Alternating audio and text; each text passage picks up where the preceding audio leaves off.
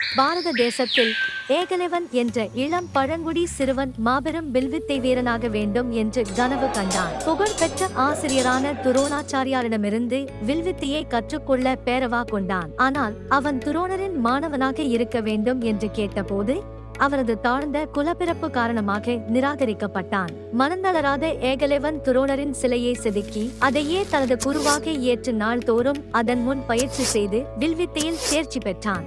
ஒரு நாள் ஏகலைவனின் அசகாய வில்வித்தை திறமையை துரோணர் கண்டுபிடித்தார். மேலும் அவர் தனது சிறந்த மாணவனான அர்ஜுனனை விட திறமையானவனாக இருப்பான் என்று அஞ்சி ஏகலைவனின் வலது கட்டை விரலை குரு தட்சணையாக வழங்குமாறு சூழ்ச்சி செய்தார். எவ்வித தயக்கமும் இன்றி ஏகலைவன் தனது கட்டை விரலை துண்டித்து மானசீக குருவான துரோணரை கௌரவிப்பதற்காக தனது கனவை தியாகம் செய்தான். அவன் இனி மிகப்பெரிய வில்வித்தை வீரனாக முடியாது என்றாலும் ஏகலைவனின் அர்ப்பணிப்பு, விசுவாசம் மற்றும் தியாகத்தின் அடையாளமாக புகழ் பெற்றது.